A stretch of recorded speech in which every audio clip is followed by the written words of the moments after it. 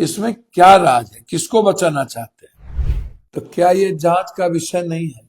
आपको जांच नहीं करवानी चाहिए? एक भी अपराधी छोड़े ना जाए, लेकिन पूरा पुलिस प्रशासन आपके अपमान पर अपमान आपका करते जा रही है, आपकी साख ही चौपट कर रही है।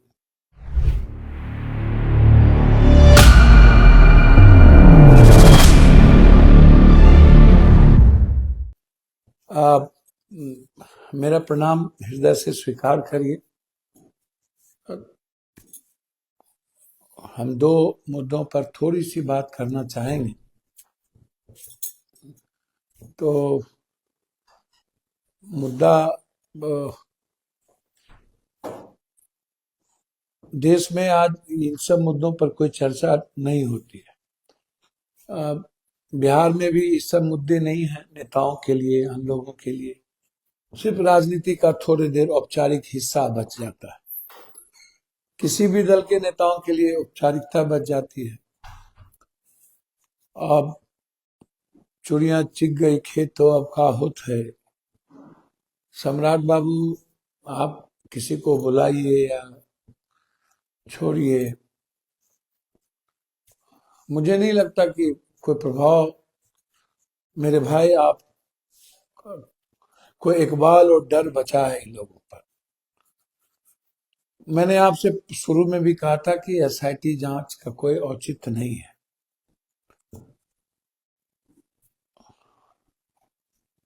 अब तो मेरा आपसे आग्रह है सम्राट जी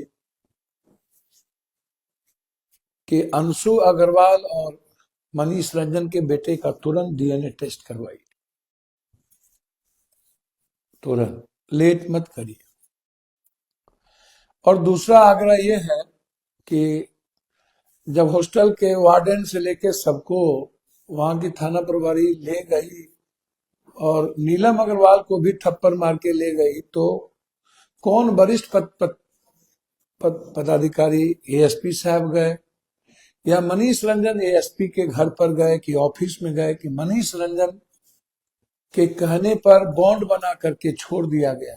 मनीष रंजन के कहने पर, एएसपी साहब के कहने पर। तो क्या ये जांच का विषय नहीं है? आपको जांच नहीं करवानी चाहिए? थाना प्रभारी को बलि का बकरा बनाए। क्या थाना प्रभारी की औकात और हैसियत हो सकती है पटना में रह करके, पानी में रह करके मगरमच्छ से बैर? बिना किसी बड़े पदाधिकारी के थाना प्रभारी क्या करेगी? थाना प्रभारी तो ले तो गई थी, कोई और होगा उसमें।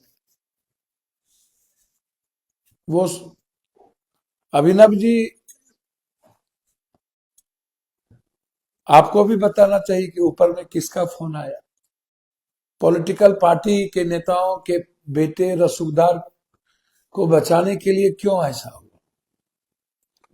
पटना के कौन विधायक है जिसका फोन, जिसकी पैरवी चलती रही? तो सभी लोगों का कॉल डिटेल और आप लोग निकाल लीजिए, किसको किसको फोन गया, किसका फोन गया। बार बार इसी बात की चर्चा होना, और अभी भी निर्भया जैसी बच्ची का चरित्रहीनता करना, लगातार एक ही बात। यदि आपको हिम्मत है ना, तो आप मनीष रंजन का बेटा और अंशु अग्रवाल का डीएनए टेस्ट करा लीजिए और वार्डन को उठा करके आप ले जाइए और पूछिए कि उस रात कौन कौन थे।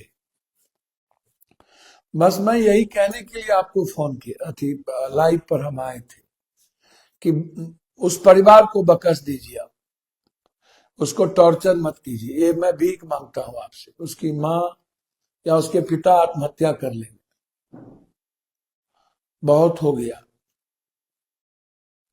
अभी एक मासूम बच्ची का बलात्कार हुआ, गया उसे उठा के ले गया, चारों को गिरफ्तार कीजिए ना सम्राट बाबू। आप तो बहुत क्रांतिकारी आदमी हैं। मुजफ्फरपुर में एक मासूम बच्ची का बलात्कार किया गया पड़ोसी के द्वारा, हैवानियत पार कर। क्या दिक्कत है करने में? हम सबको मिलके करने की जरूरत है। मैं तो चाहता हूं कि आपके नेतृत्व में मजबूत हो, एक भी अपराधी छोड़े ना जाए, लेकिन पूरा पुलिस प्रशासन आपके अपमान पर अपमान आपका करते जा रही है, आपकी साखी चौपट कर रही है। आधा कट्ठा जमीन उन्होंने खरीदा और 1.5 कट्ठा घेर लिया। जब मैं आपसे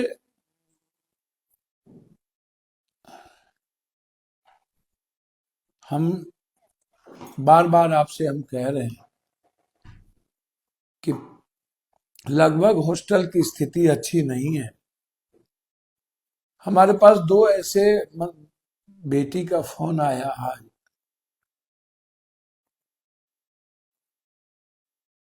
कि सर वार्डन और गेट के दरबान ये दोनों मिलकर के हम लोग के साथ टॉर्चर करता है, और वो हॉस्टल है कंकर बोरिंग रोड में। तो हम तो कई बार आपसे कह रहे हैं, अभी तक आप उस लेडीज को नीलम अग्रवाल को गिरफ्तार नहीं किए, और बॉन्ड पर किस आधार पर छोड़ा गया ये भी नहीं हुआ। सतीश की गिरफ्तारी क्यों नहीं हो रही है? उनके साथ अभिषेक डॉक्टर कौन था, जो आपने जिक्र भी किया है कि पुलिस केस में मत करो मत जाओ, कौन था? करिए ना। हम लोगों को मिलकर अपनी बेटी को बचाने का अधिकार नहीं है क्या? हम लोग मिलकर काम करें, पैसे के लिए अपनी बेटी बेची को नीलाम तो ना करें।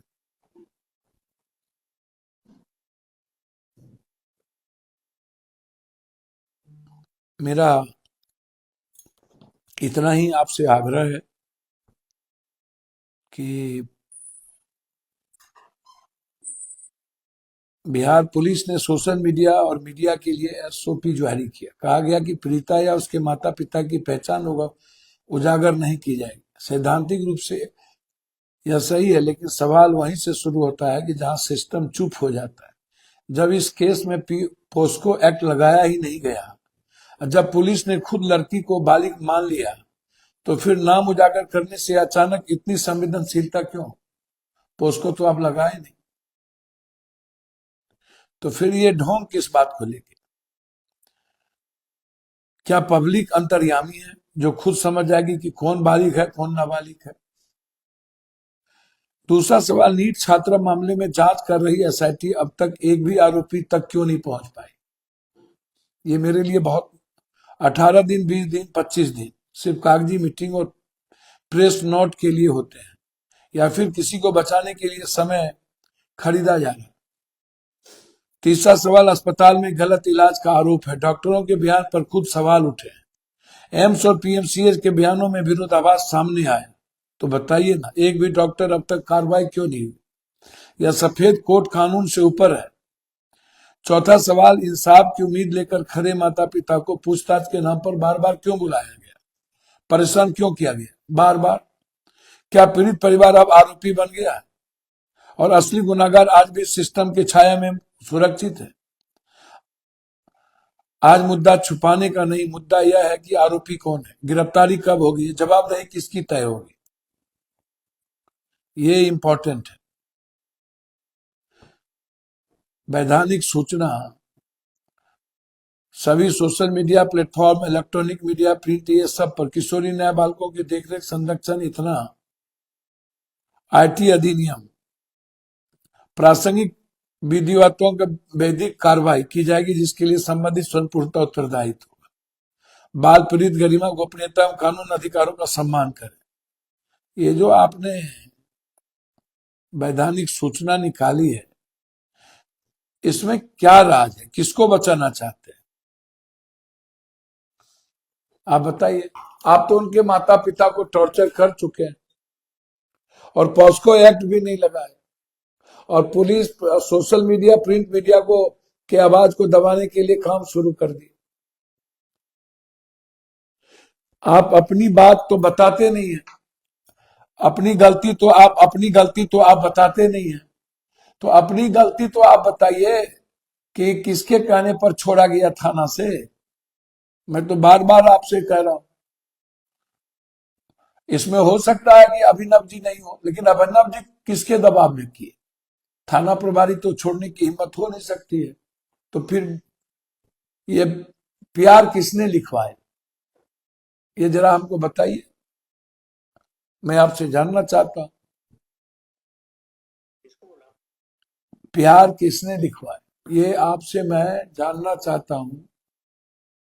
और जब डीजी साहब इस केस को खुद मॉनिटरिंग कर रहे थे और सम्राट चौधरी जी और पूरा बिहार इसमें गंभीरता से थी, तो हालात तो अच्छे नहीं है। तो प्लीज सम्राट बाबू, आप अविलंब वार्डन को और डॉक्टर की गिरफ्तारी हो।